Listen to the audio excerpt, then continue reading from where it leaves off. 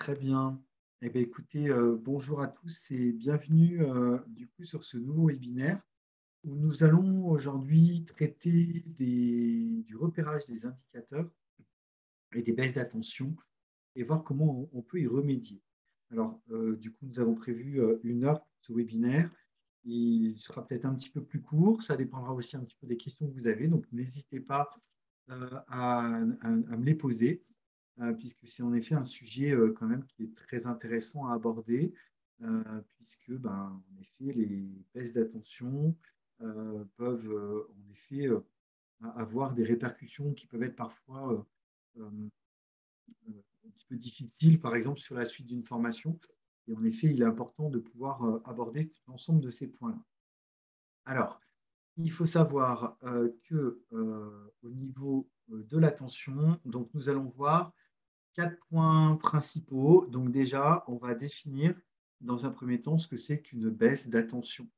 Voilà, hein, puisqu'en effet, on en a tous des baisses d'attention, hein, c'est normal, ça fait partie de l'apprentissage.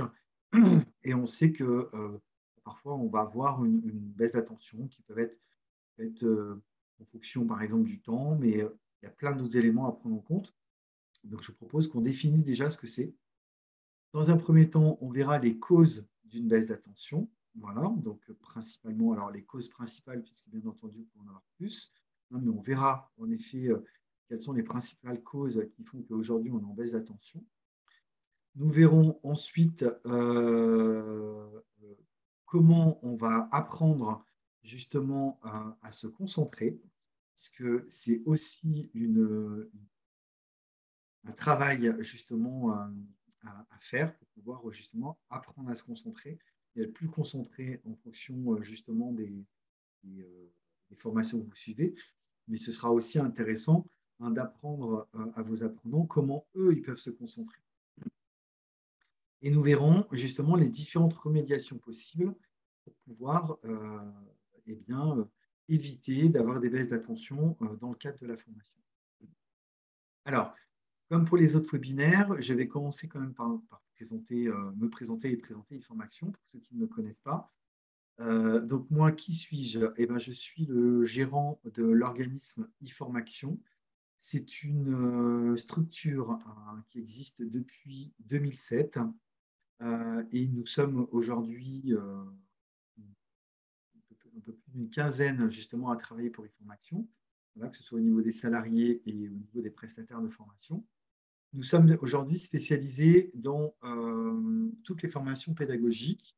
Donc, notre formation phare, on va dire, va être le titre de formateur professionnel adulte. C'est une formation qu'on va proposer dans plusieurs modalités. On va la proposer en distanciel. On va la proposer également en blended learning. On va la proposer en modalité personnalisée.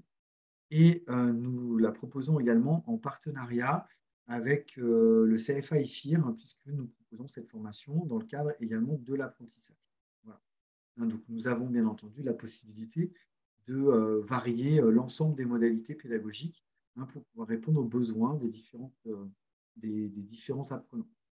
Nous proposons également une certification professionnelle qui est inscrite au répertoire spécifique donc, qui s'intitule Concevoir et animer une formation avec une pédagogie active. Donc, c'est une certification de 40 heures que nous allons proposer également à distance. Nous la proposons en blended learning. Voilà, et nous sommes en partenariat avec l'organisme MMC Formation, voilà, qui est une structure qui est sur Marseille, qui détient la certification et qui nous permet d'être organisme certificateur. Nous proposons également, à côté de ça, d'autres prestations, puisque nous réalisons aussi de l'accompagnement à l'audit Calliope. Donc, nous avons accompagné à peu près 25 organismes de formation jusqu'à maintenant. Nous en accompagnons encore actuellement. Voilà, donc nous les accompagnons à l'audit Calliope, donc que ce soit à l'audit initial, à l'audit de surveillance, et bien entendu bientôt à l'audit de renouvellement. Nous proposons également des formations, des prestations, excusez-moi, pour pouvoir digitaliser vos prestations de formation. Voilà, donc comment vous pouvez passer d'une formation présentielle à une formation à distance ou une formation en blended learning. Et nous proposons également des ateliers d'analyse de pratique en partenariat avec MS Evolution, donc avec une coach qui s'appelle Frédéric Mercier et qui va vous permettre, en effet, d'analyser vos pratiques de formatrices ou de formateurs et de voir comment vous pouvez arriver à vous améliorer et pallier certains obstacles que vous pourriez avoir dans vos animations. Alors, bien entendu, hein, nous sommes avec mon équipe complètement disponibles pour répondre à l'ensemble de vos questions. N'hésitez pas à aller voir notre site internet et puis de nous laisser un message pour toute question. Alors, on va rentrer maintenant du coup, dans le vif du sujet avec la baisse d'attention. Et qu'est-ce qu'une baisse d'attention? Alors, il faut savoir qu'une baisse d'attention, donc c'est quand même un fléau aujourd'hui qui est quand même important de combattre, puisque vous allez vous rendre compte aussi que la baisse d'attention est de plus en plus importante. Pourquoi? Parce qu'aujourd'hui, on a aussi une évolution un petit peu de façon de travailler. On a des bips un petit peu qui sonnent de partout. On a des rappels sur nos téléphones et puis éventuellement ailleurs qui font que parfois on peut vite être sur une baisse d'attention. Alors, il faut savoir que ce qu'on considère comme une baisse d'attention, c'est une difficulté à se concentrer sur une tâche, une activité ou une activité par incapacité à filtrer les stimulus extérieurs. Voilà, ce qui veut dire qu'aujourd'hui, on peut avoir des difficultés parce que du coup, on a des stimuli en effet extérieurs qui sont nombreux et qui font qu'on va avoir une difficulté à les filtrer puisque du coup, on n'arrive pas forcément à se concentrer sur une tâche ou sur une activité. On peut aussi dire que la baisse d'attention, c'est l'incapacité à terminer une tâche. Il peut s'agir d'oublis également fréquents, des refus ou éventuellement un évitement des tâches.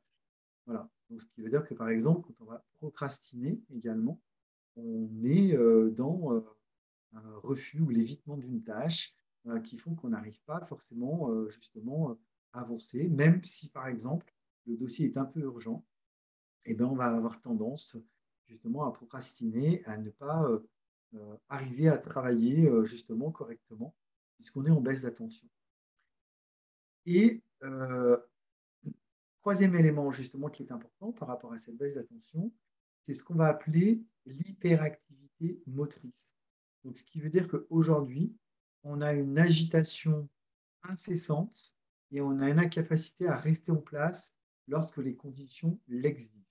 Voilà. Donc, par exemple, lorsque on suit une formation également à distance, eh bien, on ne va pas forcément arriver à se concentrer ou on va faire autre chose. On va, par exemple, sur une formation à distance, on peut être vite stimulé par son téléphone portable. On peut être vite stimulé également par d'autres écrans éventuellement qui sont proches de nous, ou bien un double écran, donc à un moment donné, vous n'êtes pas forcément présent, tout simplement parce que vous êtes en hyperactivité motrice. Et on verra en effet aujourd'hui que le fait de demander à faire, par exemple, parfois plusieurs choses à la fois, fait qu'on peut avoir une baisse d'attention et qu'on ne va pas forcément faire les choses du coup correctement. Alors, premier élément justement qui est important pour arriver à identifier un petit peu les causes d'une baisse d'attention. Alors, il faut savoir que déjà, la première baisse d'attention qu'on peut avoir, ça peut être un manque de motivation. Alors, manque de motivation parce qu'on se rend compte qu'on n'a pas forcément d'intérêt pour la formation. Nous n'avons pas, nous ne sommes pas forcément non plus la personne qui a absolument voulu qu'on fasse cette formation. C'est peut-être des parents, c'est peut-être d'autres prescripteurs qui vous envoient en formation et qui font que du coup, on a un manque de motivation. On peut aussi avoir un manque de motivation parce que on ne voit pas l'intérêt, parce que le formateur ne donne pas non plus un petit peu de l'intérêt. Voilà, parce que on peut aussi avoir un contenu qui est parfois un petit peu trop exigeant. Voilà, donc ce qui fait qu'à un moment donné, on ne va pas forcément s'investir forcément dans la formation. Le deuxième élément, ça peut être aussi le manque de sommeil. Alors, c'est important, en effet, de prendre en compte aussi ce paramètre-là parce qu'on ne le prend pas assez, on le prend pas suffisamment en compte. Il faut savoir que, du coup, les générations actuelles, elles accordent en effet de moins en moins d'importance au sommeil, alors que justement, c'est très important d'être en forme et d'avoir bien dormi, puisque du coup, c'est quand même un élément crucial pour la santé de notre cerveau. Il faut savoir que la norme de sommeil chez un enfant, elle est généralement environ 10 heures. Chez l'adolescent, elle passe à peu près à 8 heures par nuit. Quand on devient adulte, on est à peu près à 9 heures. Voilà, on est plus souvent vers 7 heures. Et puis, on passe généralement à beaucoup moins d'heures quand on est senior. Voilà, donc après, vous, ça va dépendre en effet du temps dont vous avez besoin, mais généralement, le week-end, on arrive suffisamment à voir en effet le temps dont on a besoin. En tout cas, ça, c'est un élément qui est important à prendre en compte. Du coup, en effet, le manque de sommeil qui peut parfois être délicat. Voilà, et du coup, plus le temps de sommeil baisse en dessous de normes biologiques en fonction de notre âge, et plus la capacité de concentration du cerveau baisse également, ce qui fait qu'on a forcément une baisse de l'attention. Euh, alors, euh, donc en effet, il faut savoir qu'un manque de sommeil peut engendrer un manque de vigilance, voilà, et ce manque de vigilance peut bien entendu se traduire par un manque d'attention, même à des choses en effet que on peut considérer comme évidentes. Alors, le troisième élément également qui est important, voilà, et qui est important d'avoir en tête, c'est l'agglutiment aux écrans. Alors, vous voyez, j'ai mis une tâche un petit peu au-dessus, justement, parce que il faudrait éviter, en effet, de s'agglutir sur les écrans. Voilà, donc on a bien entendu les écrans de smartphone, mais on a aussi les tablettes, on a aussi la télé, on a les montres connectées, on a pas mal de choses en effet qui sont connectées. Et puis, par contre, il faut savoir quand même que l'agglutiment aux écrans et la lumière bleue des écrans de téléphone, en tout cas, elle a des effets qui sont un peu ravageurs sur nos neurones, puisque du coup, alors il y a des études justement qui expliquent que un quart des Français consultent au moins 25 fois par jour leur smartphone. Et il faut savoir que chez les jeunes générations, on peut monter jusqu'à 500 fois par jour. D'accord, où on va utiliser son smartphone. Donc en fait, il faut savoir que du coup, cet agglutiment aux écrans a un effet ravageur un peu sur le plan neurologique et qui peut en effet être plus difficile aussi si on passe une partie de la nuit alors qu'on devrait se reposer justement.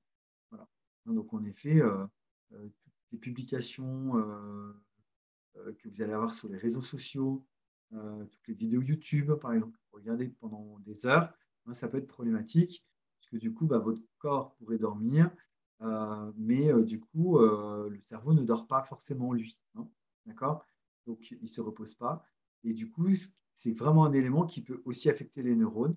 Et ce manque de repos de cerveau peut aussi, bien entendu, impacter sur la qualité cérébrale bien entendu, et à se concentrer sur une tâche. Voilà, après par la suite. Alors, on verra justement les astuces que vous pouvez mettre en place pour pouvoir justement arriver à travailler et donner ces conseils à vos apprenants. Alors, bien entendu, n'hésitez pas, voilà, si jamais vous avez des questions, je pourrai y revenir après par la suite. Alors, du coup, le quatrième élément va être aussi le fait qu'on a trop d'informations aujourd'hui et le phénomène de ce qu'on appelle de la charge mentale. Hein, voilà. Donc, ce qui veut dire qu'aujourd'hui, on a, en tout cas parfois, en tout cas même en tant qu'apprenant, hein, on est bien d'accord, trop de choses à faire ou des choses auxquelles il faut penser. Vous n'avez pas forcément assez de temps, vous n'avez pas forcément assez de disponibilité, voilà, pour en venir à bout. Et du coup, la problématique à laquelle on est confronté, c'est que l'apprenant peut se dire sur quoi on va porter justement l'attention. Est-ce qu'on le porte sur toute partie justement des tâches à accomplir? Dans quel ordre justement de priorité, hein, on va pouvoir accomplir ces tâches? Avec quelle efficacité? Et du coup, l'objectif est en effet de voir justement sur quoi va pouvoir en effet porter justement cette concentration. Voilà. Hein, donc vous pouvez voir du coup dans ces causes de baisse d'attention que en effet les apprenants, hein, sont bien entendu confrontés à plein de choses. Du coup, un manque en effet de motivation, un manque de sommeil, un agglutiment en effet sur les écrans aussi, hein, qui fait que du coup c'est compliqué parce qu'on y passe aussi beaucoup de temps et on ne se concentre pas forcément non plus sur l'essentiel. Et puis la charge mentale, hein, qui peut être en effet en lien avec le trop plein d'informations. Alors,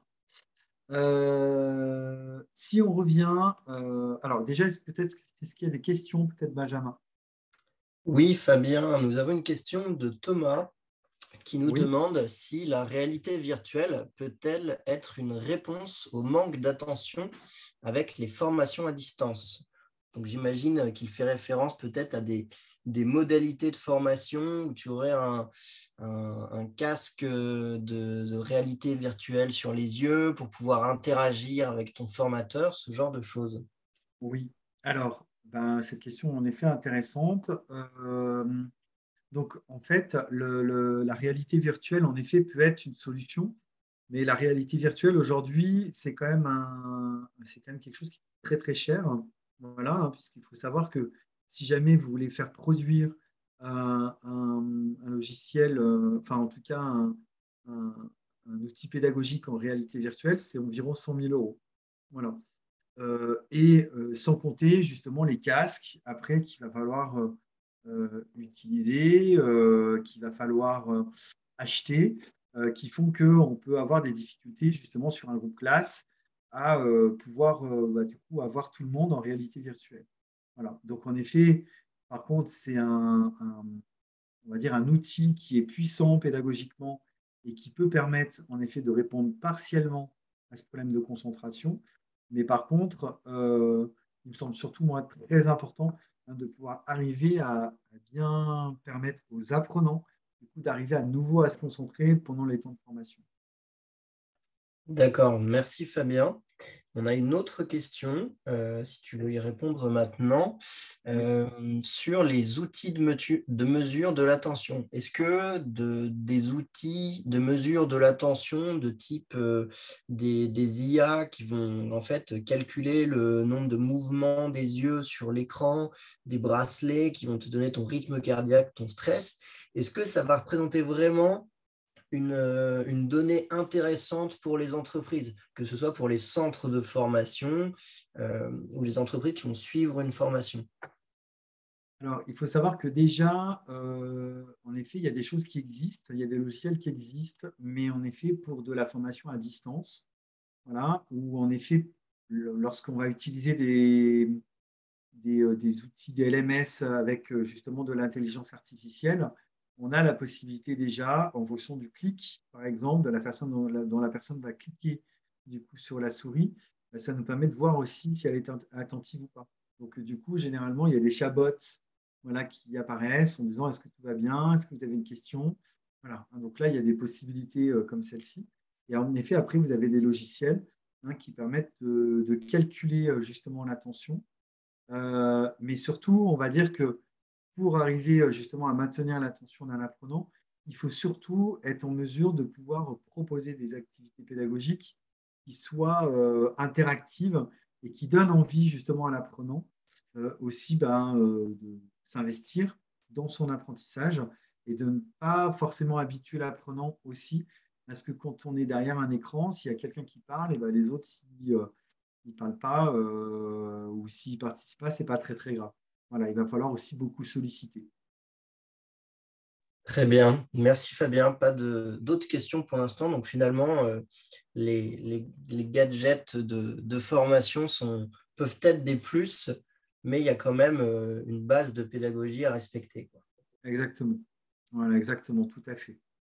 Alors, justement, pour alors, il faut savoir que généralement, nous allons avoir plusieurs systèmes d'attention, voilà, d'accord, qui va être en effet important à savoir.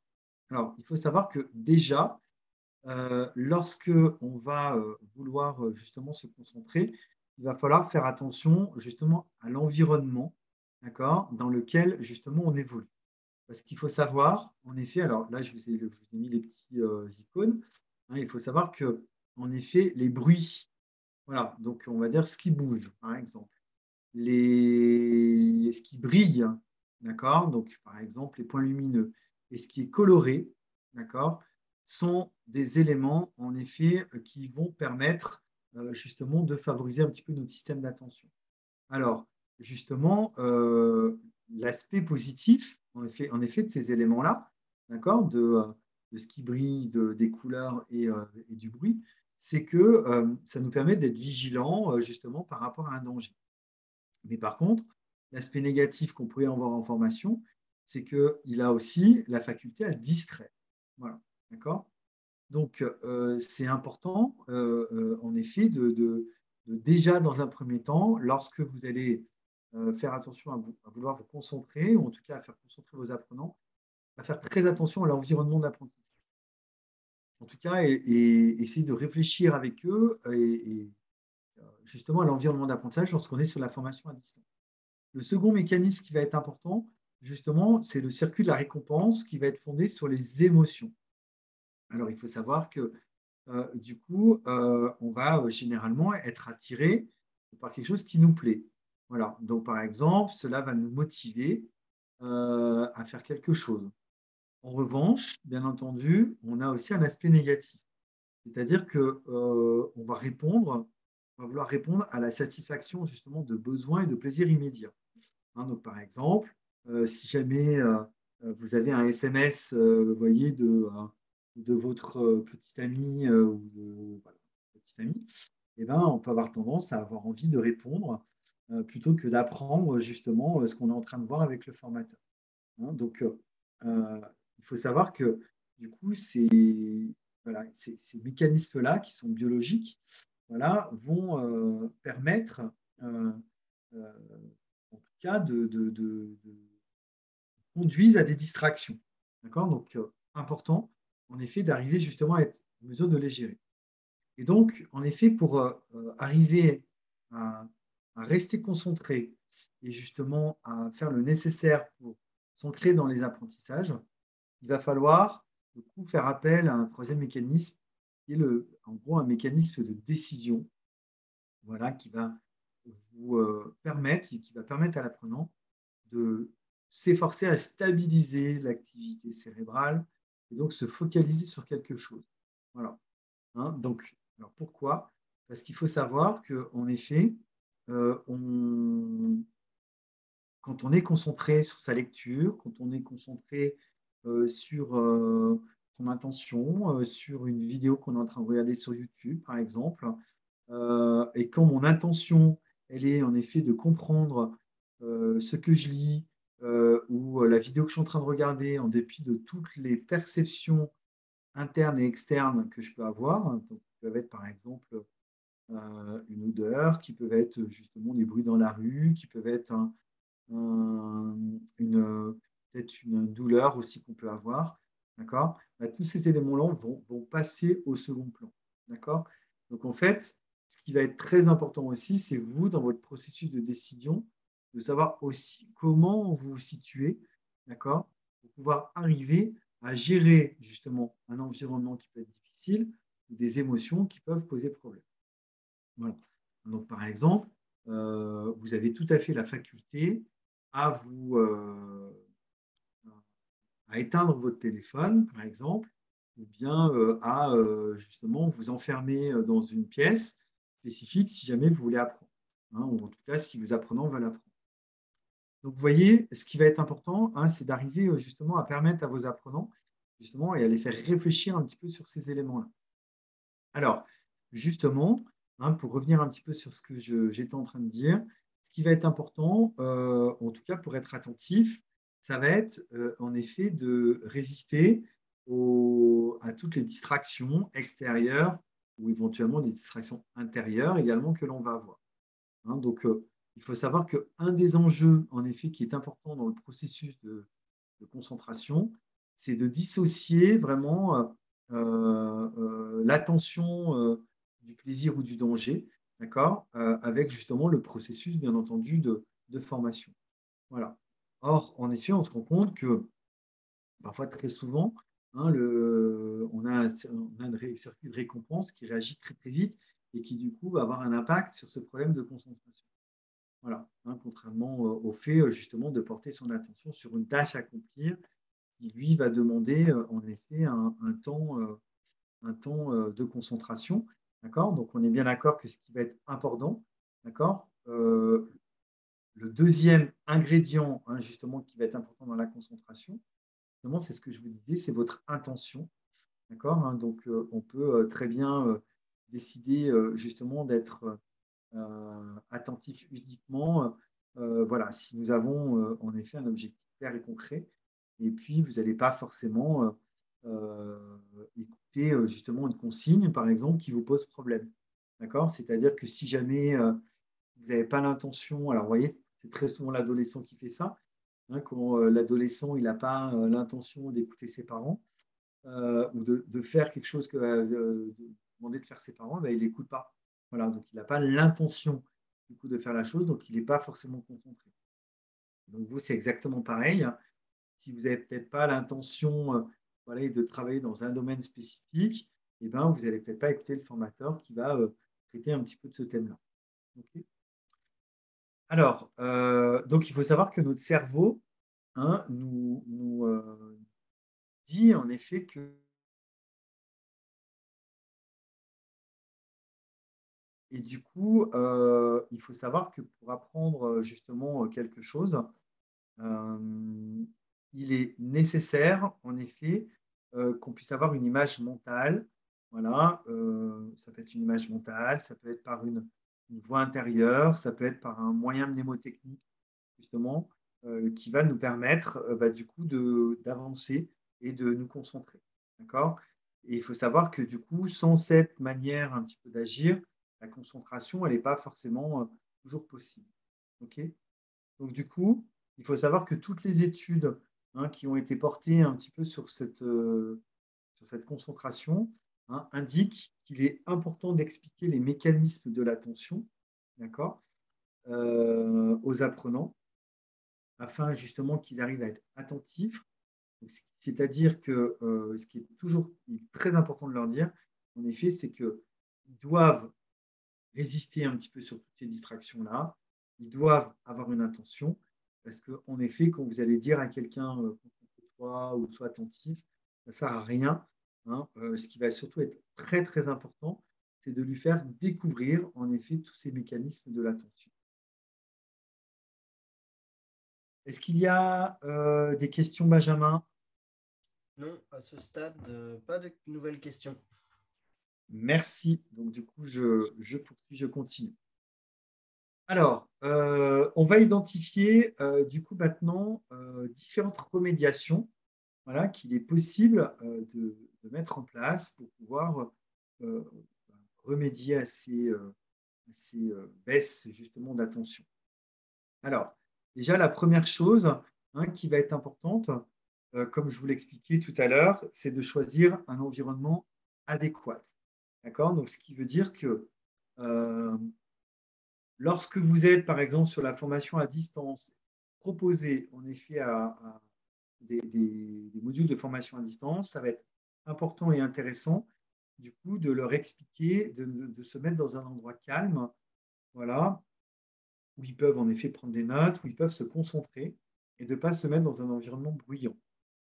Ne pas hésiter, également ceux qui sont à distance, par exemple, s'il y a des modules qui sont en asynchrone, à leur expliquer aussi que eh ben, il y a des bibliothèques hein, où on peut justement aller, où on va pouvoir, avec un casque, justement, suivre également des vidéos ou suivre tous les outils justement qu'on a à notre disposition. Voilà, donc en tout cas, l'objectif sera de choisir un environnement le plus simple possible, justement pour, en tout cas, le plus tranquille possible, pour pouvoir arriver justement à avancer. Le deuxième élément, justement, qu'on va prendre en compte, ça va être aussi de ne faire qu'une chose à la fois. Voilà, hein, ce qui veut dire que on va éviter, par exemple, même quand on mange, par exemple, vous voyez, et quand on suit une formation en même temps, on va avoir tendance à ne pas digérer de la même façon. Voilà. D'accord? Donc, bah, c'est pareil quand on est en formation. Quand on est en formation, on évite de regarder ce qui se passe sur son téléphone. On va faire attention à couper tous les autres écrans. On va se concentrer justement sur le formateur et ce qu'il est justement en train de vous dire. D'accord? Mais ça vaut également lorsque l'on est sur une formation en présentiel, hein, où il va falloir, euh, si on est derrière un PC, éviter justement d'aller surfer sur d'autres sites justement Internet et de bien rester concentré. Voilà. Alors après, c'est aussi vous en tant que formateur hein, à poser ce cadre dès le démarrage de la formation et à bien indiquer hein, que vous avez besoin que la personne elle soit concentrée et qu'elle puisse bien entendu ne faire qu'une chose à la fois. Alors, troisième, justement, un élément qui va être aussi très important à prendre en compte, c'est que pour favoriser justement l'attention, il va falloir aussi que vous soyez en mesure d'être très précis justement dans les consignes qui sont posées.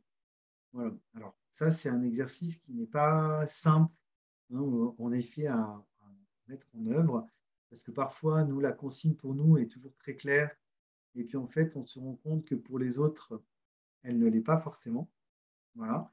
Donc là, en tout cas, vous allez devoir faire attention à bien préciser la consigne, c'est-à-dire essayer d'utiliser généralement, alors, un outil mnémotechnique qu'on utilise tout le temps, mais qui en effet est intéressant à prendre en compte, qui est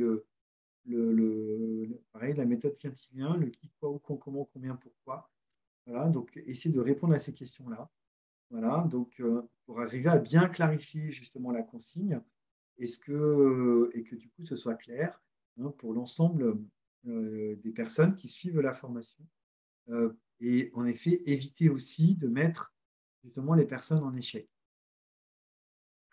Le quatrième élément, il va falloir aider l'apprenant aussi à morceler et à se fixer successivement de petites missions. Alors, comme vous avez pu peut-être l'identifier dans les autres webinaires hein, que l'on a justement travaillé, sur l'avant-dernier, non, le dernier webinaire, justement, on avait parlé de cette notion de motivation en formation et on avait parlé justement de l'auto-efficacité. Et il faut savoir qu'un apprenant va se sentir efficace si on lui fixe des petits objectifs. Voilà. Donc le fait, en effet, de lui donner des objectifs qui soient courts, qui vont lui permettre de donner de petites missions, vont aussi être un moyen d'éviter la baisse d'attention, parce que du coup, l'apprenant va s'investir dans une tâche qui lui semble du coup facile et abordable, et du coup, il va directement aller dessus. Voilà.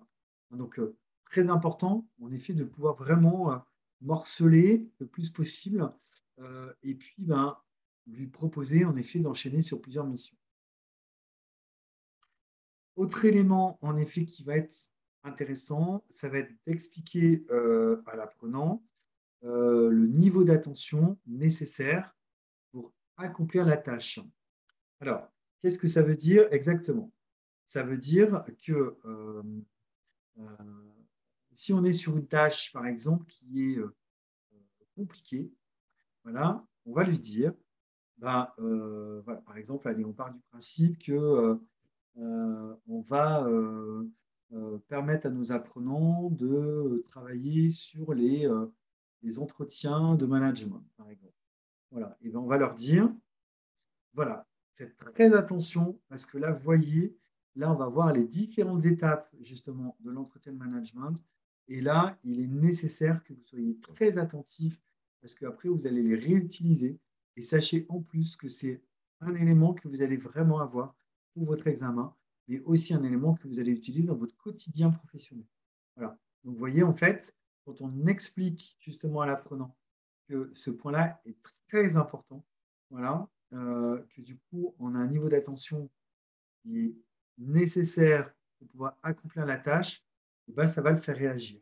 Alors, bien entendu, après, il ne va pas falloir non plus dire que tout est très important, mais il va falloir l'utiliser à un moment donné quand vous exploitez en effet une situation spécifique d'apprentissage qui fait qu'à un moment donné, votre apprenant, vous allez avoir besoin qu'il se concentre. Bien entendu, vous l'aurez compris, la sixième remédiation possible, c'est d'avoir un rythme de sommeil, bien entendu, qui soit régulier. Voilà, donc c'est-à-dire qu'il faut, dans l'idéal, en effet, dire à vos apprenants, en tout cas, de se coucher avant minuit. Alors après, on est bien d'accord, là-dessus, c'est un grand débat parce que on a beau le dire, on a beau le savoir, on a du mal à le faire.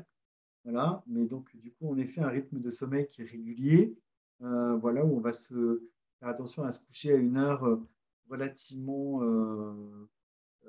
identique à chaque fois, et ben, peut permettre en effet d'éviter les baisses d'attention aussi, puisque ben, du coup, on est complètement concentré, on arrive à avancer sur tout ce qu'on doit réaliser. Alors, autre justement remédiation possible, c'est justement la capacité aussi à l'apprenant de structurer un planning et le travail à réaliser. Voilà. Donc, en fait, le fait, par exemple, d'être en capacité, alors sur une formation à distance, mais également sur une formation en présentiel, de structurer son planning de travail, de savoir qu'on a une heure à travailler, par exemple, tous les jours, ou 2 heures. OK? Et ben, du coup, ça va vous permettre aussi d'éviter les baisses d'attention. Alors, vous voyez, même moi, en tant que formateur, justement, lorsque je veux réaliser une tâche, je vais me fixer un temps pour réaliser cette tâche, qui fait qu'à un moment donné, ça va éviter justement les baisses d'attention, puisque si je n'ai pas d'objectif de fin, voilà, et ben je ne sais pas pour combien de temps je vais en avoir. Donc, du coup, les baisses d'attention sont beaucoup moins problématiques pour moi. Voilà, ok. Alors, ce qui est important, justement, c'est d'arriver à structurer un planning, de savoir, par exemple, que vous bossez une demi-heure tous les jours ou une heure tous les jours, de dire à vos apprenants qui travaillent une demi-heure ou une heure tous les jours, par exemple, font qu'à un moment donné, ils vont arriver aussi à se structurer et à être beaucoup plus concentrés dans le temps qu'ils vont passer justement à travailler. Alors, l'objectif, un objectif aussi qui peut être intéressant, ça va être d'organiser une routine, si possible. Hein, on sait que les enfants, ils adorent les routines. Chez les adultes, chez les enfants, alors en tout cas chez les bébés, ils adorent les routines. Les enfants, on instaure une routine. Ben, c'est bien aussi d'organiser une routine chez vos apprenants. Voilà. Alors, sachant que ne faut pas que ce soit une routine qui soit trop globale en termes d'apprentissage. C'est-à-dire que il ne faut pas toujours se dire qu'on va avoir un cours, un exercice, un cours, un exercice, un cours, un exercice.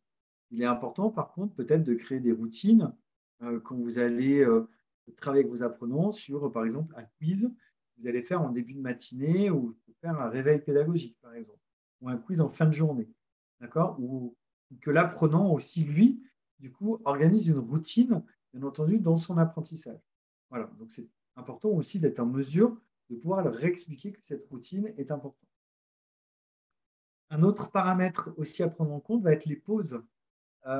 Donc, du coup, en effet, on dit que généralement, il faut un quart d'heure de pause toutes les 1h30 à peu près. Voilà, ça va permettre de réoxygéner justement son cerveau. C'est important aussi de dire aux apprenants de prendre les pauses, de sortir des salles. Voilà, parce que sortir de la salle, ça va permettre aussi à un moment donné de sortir un petit peu de ce quotidien-là, d'accord, de son quotidien en formation. Et voilà, c'est aussi un élément qui va favoriser du coup la mémorisation et la reconcentration qu'on pourrait avoir après une pause. Alors, quatrième remédiation de cette deuxième page, ça va être d'aider l'apprenant à repérer les signes qui annoncent justement aussi chez lui une déconcentration. Voilà, donc c'est-à-dire que, par exemple, ça peut être si on a faim aussi, voilà, par rapport à ce qu'on mange. Ça peut être aussi en effet, le fait d'être avec son téléphone à côté. Ça peut être en effet le fait de faire réfléchir l'apprenant sur tout ce qui va le déconcentrer. C'est en effet justement un paramètre très très important à prendre en compte en formation, puisqu'il peut permettre en effet de mettre en place aussi des règles de vie qui sont définies justement avec l'apprenant. Dernier élément justement qui va être important aussi, c'est de faire une activité sportive. Parce qu'il faut savoir que le fait justement d'avoir une activité sportive est aussi un facteur justement de concentration, puisque du coup, il va nous permettre en effet de nous remettre un petit peu dans le droit chemin, de nous réoxygéner également le cerveau. Et en effet, c'est important de pouvoir être justement dans cette démarche-là. Voilà, parce que, en effet, ça favorise également la concentration pendant justement le temps de formation.